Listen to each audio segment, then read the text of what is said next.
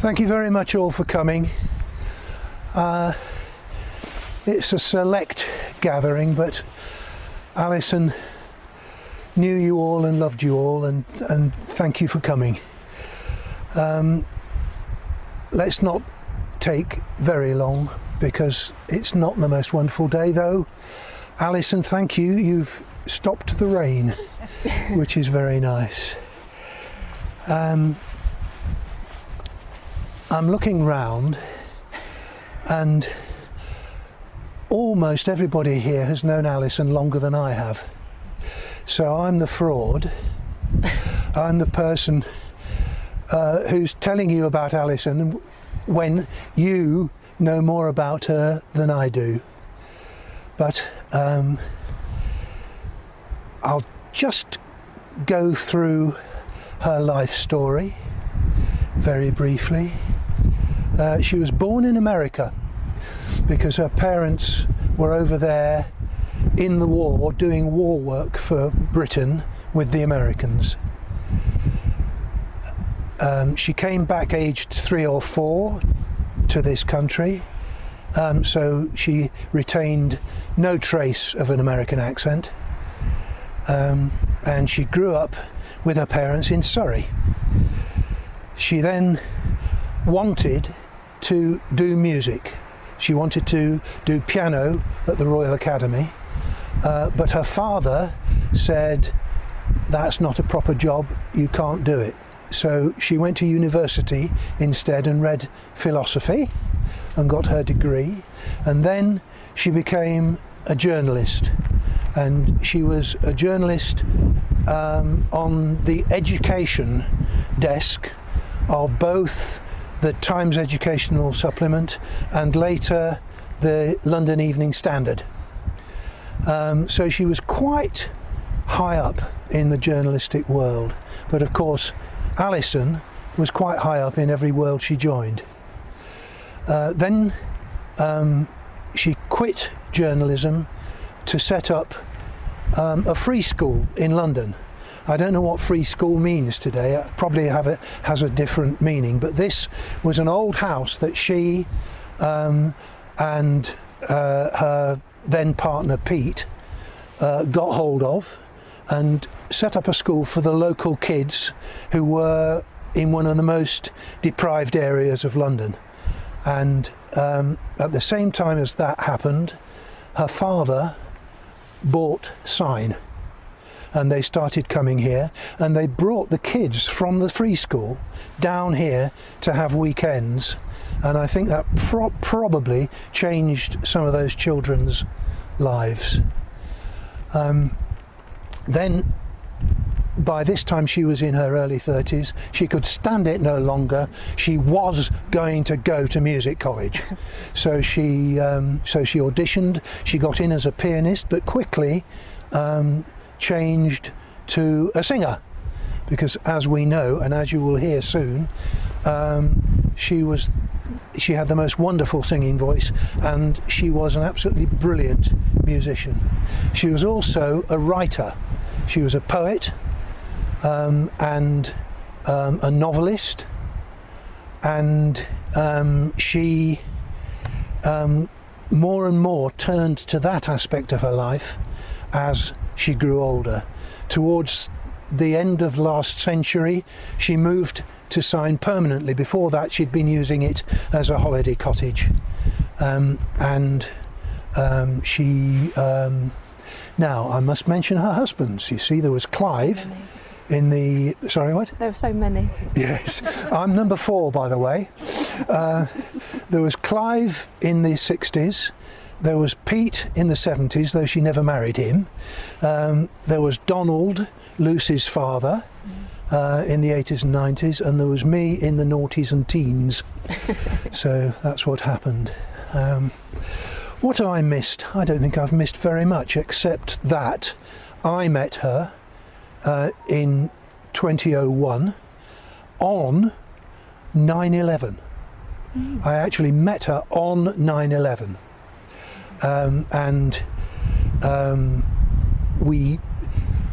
We paced around each other for about 6 months, both of us a little bit wary, both of us thinking we didn't want any more relationships. But in the end, it couldn't be naysayed anymore, so we got together, and she sold Sign and came to live with me in London, and the Hallers came here. But Sign will not be gainsaid, and and back we came in 2014, and then unfortunately Alison's illness took her gradually, and there we are. Can you keep it dry a bit longer? Yes, anyway, would you like to say your little speech indoors as it's raining? Or would you like to say it now? I'll say it now. Right, go for it. But I've had to write it down because I'm not a public speaker or performer, so I'll do my best. It's very long, I'm going to be here for hours. I'm joking. Right. Like the many window crystals, I'm going to cry straight away. Like the many window crystals scattered around Sign. Ali, I'm so sorry. Ali was multifaceted and dazzling. She had boundless energy, was hard-working, and was wholehearted in everything she did. She was a pianist, a singer, a writer, a poet, a dancer, a teacher, an editor. She was a cat lover, a sun lover, a bolt of blue lightning. She was also a carer, a colleague, a friend, and a wife. To me, however, Ali was also a wonderful stepmom, and she was a fabulous granny to my children. I've known Ali for over 40 years, since I was a very little girl, and I adored her from the start. She scooped me up, small, shy and nervous, and taught me how to play the piano. She'd sit tirelessly, weekend after weekend, beside me at her grand piano, smiling while my fudgy fingers crashed through repeated wrong notes. I laugh about that now, but at the time it must have sounded hideous. She encouraged me to write, to read, to draw, to paint, to travel. She inspired me to learn about the world around me, and she gave me the confidence to be myself. She was brilliant. To my youngest children, Annabelle and Toby, Ali was magic. She was the granny who brought with her energy and wonder, who revelled in their personalities and who saw their creative talents shine through whatever their age.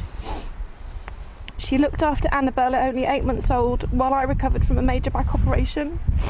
She took the responsibility very seriously, keeping notes of timings of feeds, nappy changes and sleeps. She flourished in the smiles, the cries and the muddle. She wore sparkles in her hair. She danced with the children when they were toddlers. She watched them grow. She came to their parties and always joined in the fun. As she wrote in one of her many letters to them, I am a very proud granny indeed. To my older stepchildren, Martin and Amy, she was the vibrant granny who came to stay, bringing her energy and life with her, who played the piano in a way they'd never heard before, not apologetic and timid, but bold and brave. Precious Ali Gran, my wonderful stepmum, our brilliant Ali. Excuse me. To be here today to say my last goodbye is devastating and painful, but to know that Ali's final resting place is here at Sign, the place she loved most in the world, fills me with comfort. It was a cruel twist of fate that dementia stole her away, the brightest mind you'll ever meet, but even in her last moment, her brightness was clear to see, diminished, yes, but dazzling all the same. Her light and colour will stay with us always. Not everyone gets to have someone like Ali touch their lives, but we did, and we feel extremely honoured and lucky to have loved her, to always love her. Fly high, Ali, with a big hug and lots of love from us all. Sorry for the sniffing, Daryl. No problem at all. The thing I haven't mentioned is Alison's involvement in this village and in getting the community shop up and running. I can't say anything about that because I wasn't here. I'm just going to say I've known Alison for a very long time, and her arrival on the local scene was akin to a cultural exocet arriving in our midst. She'll be fondly remembered for getting involved in two projects: the building of the Wellingtonia Centre and community shop. These were the two main ones. She was involved in pretty much everything on her arrival, front and centre. What a force. We had various fundraisings for these projects, which she was actually involved in front and centre. And one fundraiser culminated in a show in our old hall when she brought the West End to Lumbaden, sorry. And then she also managed to get Prince Charles to fly in by helicopter for the shop opening, where he heaped praises on the village. What a success story. I could go on for a while, but these two projects reflected the ability of a very multi-talented lady. We were extremely lucky to be gifted with her presence in this valley, and she'll be missed. Thank you, Ray. That's all I've got to say. Thank you. Thank you. Okay, shall we do the biz, Lee? Thank you very much.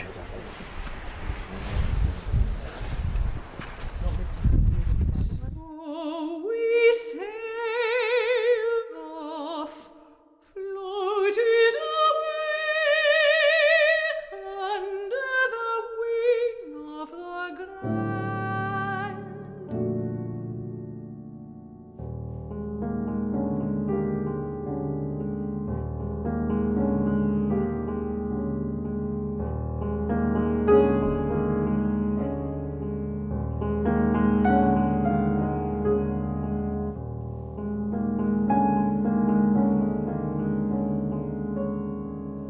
Where he sat,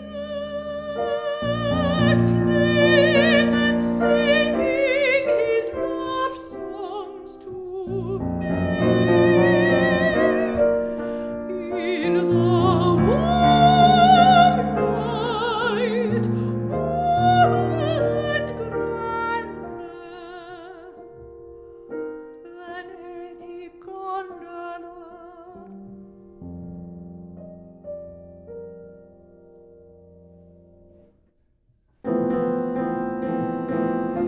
Find the carved bow of our antique vessel, our Bösendorfer,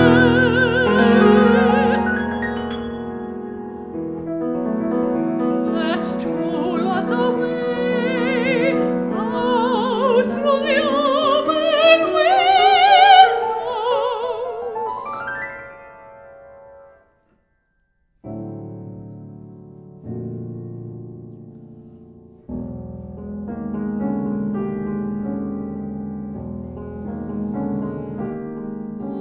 Across the lawns and lights of the promenade, out to sea,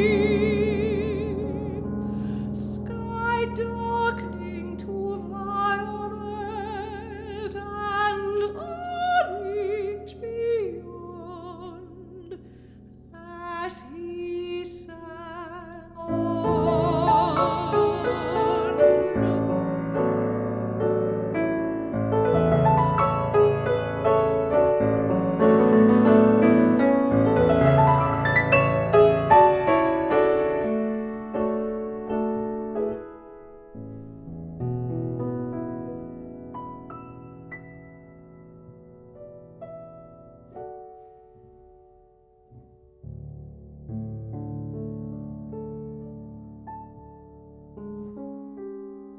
Till the moon rose and stars glittered.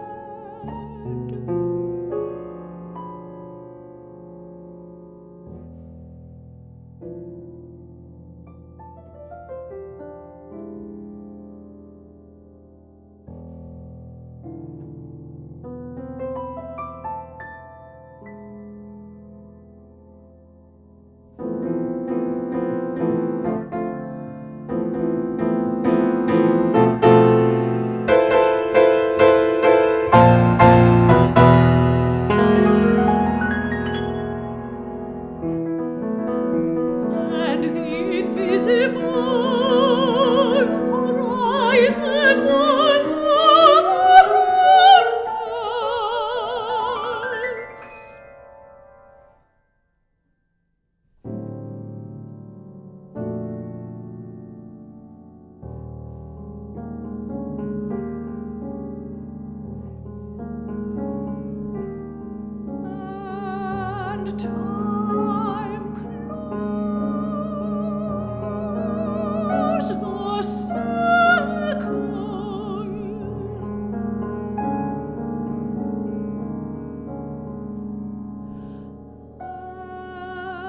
and